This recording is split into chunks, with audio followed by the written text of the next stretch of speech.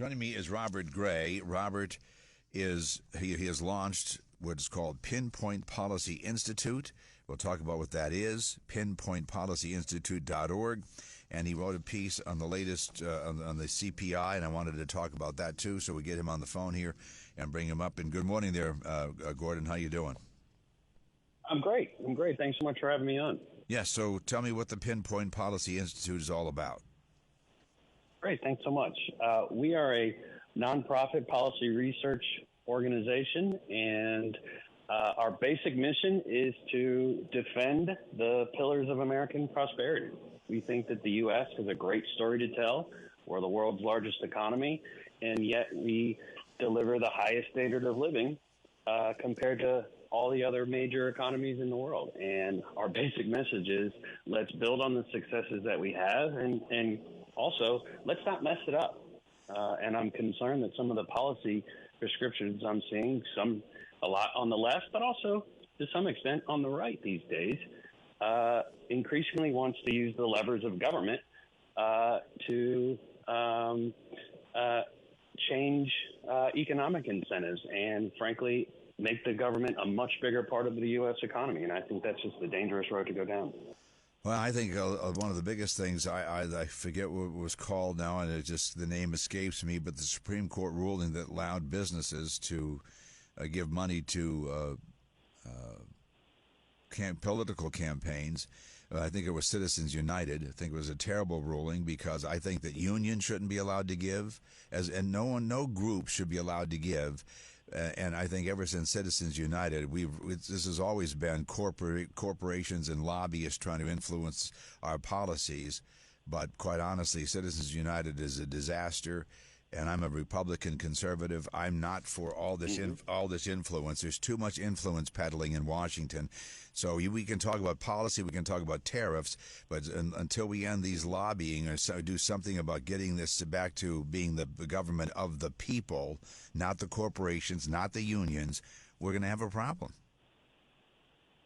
Well, and I think to your point is, to the extent that the government gets increasingly involved in the economy, then you see that proliferation of lobbying, and because everybody wants a subsidy now, everybody wants a special break, and that's what happens.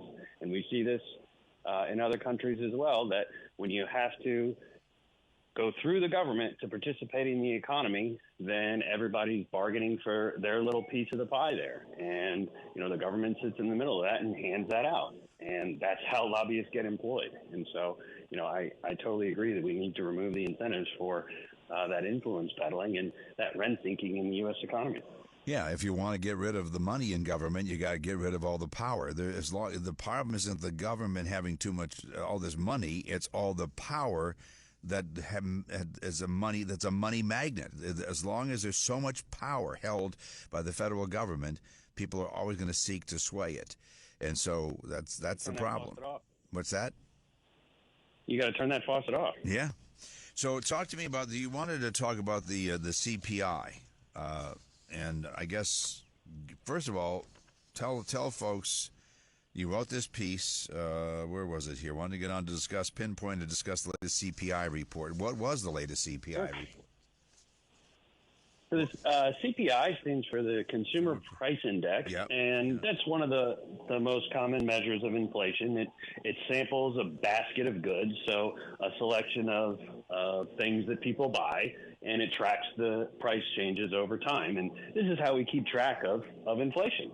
And the most recent inflation numbers came in, and there's three different ways that people look at inflation and characterize them. So the first is it better than it was? And so a lot of us that experienced the horrible inflation over the last couple of years, when that inflation number came in, it was lower than it had been in sort of the recent darker past. And so if you're, say, working for the Biden administration, you'd say, see, inflation's coming down. That's one way to look at it. Second way to look at it is, did this inflation number come in better or worse than expected? And in some ways, the inflation numbers came in a little better than a lot of people were expecting. And so you saw some stock market activity around that. But the third way that people look at it is, well, is inflation too high or too low? And unfortunately, the latest numbers are still too high. At this rate, basically inflation would be about 3.5% over the year, which is 50% higher than the 2% that the Federal Reserve is looking for. Wait, and that's 3.5%. How often is the consumer price index measured? It comes out every month. Yeah, so that's 3.5% this month, and then if it goes up another 3.5%, it's like you're compounding it. Well, actually, that's the annualized rate. So okay, that is the annual. Month to month, it was. Okay, gotcha. Yes, sir. So once a month, it was about 0.3%, but over 12 months, it'd be on the order of 3.5%. Gotcha. All right. And so if you're sitting in the Biden administration, you'd look at this and say, look, 3.5% is way too high. And in fact, because of inflation, Americans have actually lost out. When they go to work, the money that they earn buys you less. And that's been the case since President Biden took office. And that's a really steep hill that this administration is going to have to climb to try to sell it to the American people that the economy is working for them. Because right now it's not. No, it's not. And quite honestly, if you look at the cost of housing and everything else, it's what's in that basket, by the way? Because some people say there's not even some of the right goods aren't even in that basket. Yeah, so housing is a very large component of that. Food, energy, broad consumer products. So energy. So people look. So energy is in the basket. It is, in fact. Okay. There's other measures that take food and energy out because those tend to be more volatile. But by that same measure, inflation's still well over 3%, and it's still on track. If it doesn't keep coming down, it's still on track to be well above the 2% that the Federal Reserve is gunning for. So how do we get inflation under control? Well, there's a number of things that we can do. Some of it is prescriptive and some of it is proscriptive, which is to say there's some things that we should be doing on the policy front. We need to, frankly, stop shoveling money out the door. So every time Joe Biden wants to go and forgive more student loans or hand out more subsidies, we need to stop that.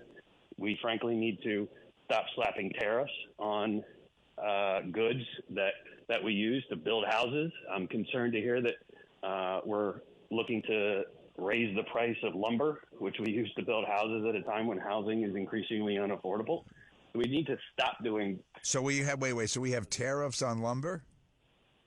That's right. And So stop, folks. Do you remember there was a point? Why are we importing lumber?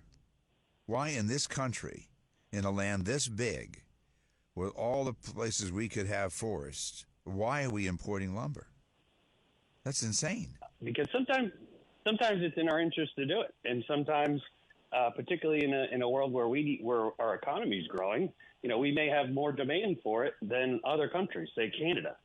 Canada is one of our major trading partners, and unlike, say, China, where people have national security concerns, slapping tariffs on our friends and allies just doesn't make any sense, particularly at a time when we have demand for more housing.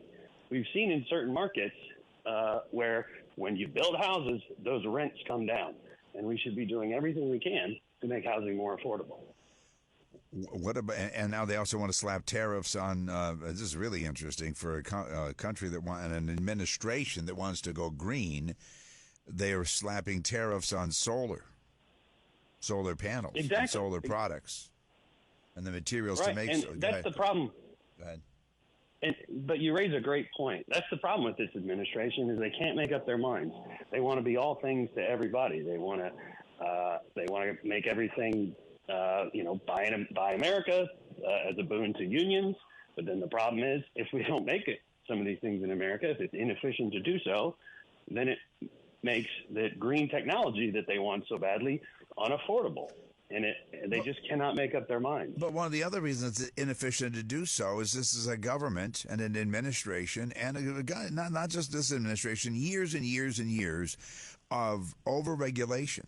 I had a guy on from I forget who it was at the time. It was 10, 12 years ago. He wrote a book. I can't remember the name. He worked for GM or whoever. And he said, hey, all things equal, he goes, we'd prefer the higher cost of labor in America because American labor is better and they make better products. Absolutely. He goes, it wasn't the union labor, although we'd prefer that it wasn't as high and the legacy costs weren't as high. They said, well, the reason we are taking our business elsewhere is it's over-regulated, over-litigated in America, and we can't do business here because of all the regulations. So if you want, China's not doing anywhere near the regulation that we are, and so we say we want this pure earth, but yet we still then support China. We shouldn't even be buying anything from China if we really are going to be true to what we say our quote-unquote environmental values are.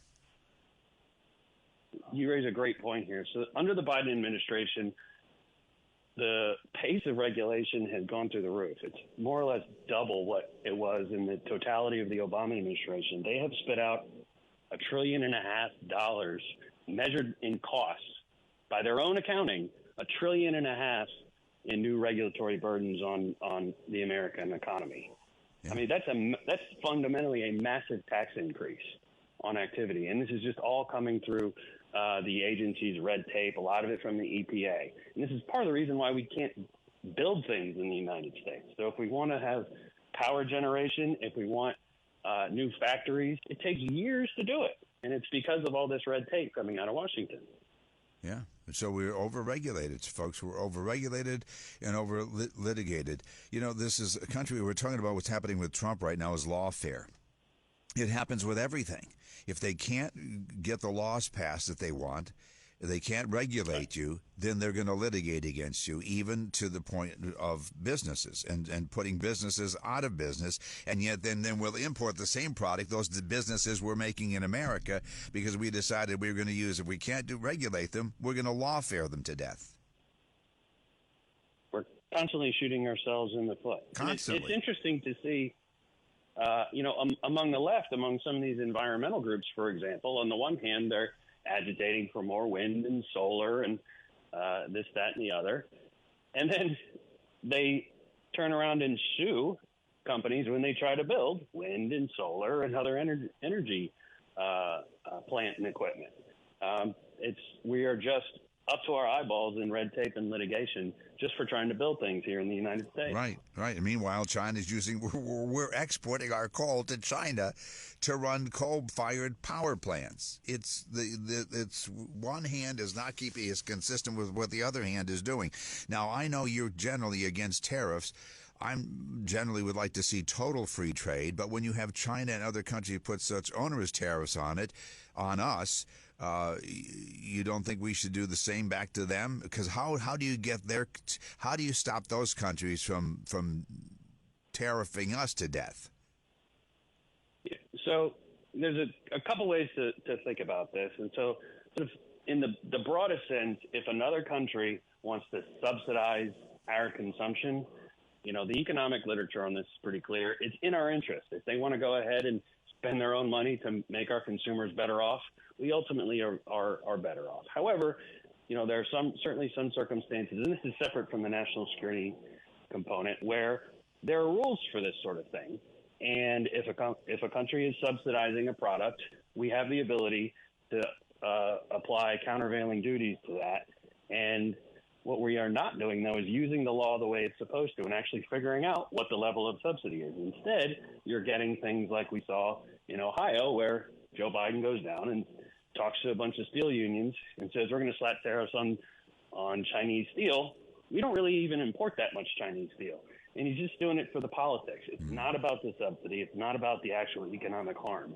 And that's also part of the problem, is how tariffs are not being used the way they're even supposed to be. And again, it's not clear that using tariffs are even in the interest of the American consumer. In general, they're not. In general, they're not. But if we need to do tit for tat, sometimes I think we need to do it and have a spine. That's just my opinion. You're the expert again. Talking to Gordon Gray. There's ways to do it. With the Pinpoint Policy Institute. I'll leave you with this: government is never more dangerous than when our desire to have it help us blinds us to its great power to harm us. That would be a quote from Ronald Reagan. Again, leave you with Gordon Gray, Pinpoint Institute, but it's the Pinpoint Policy Institute.org, pinpointpolicyinstitute.org, to learn more about that organization. Thank you, Gordon. Appreciate it. Thanks so much for having me on. You're welcome.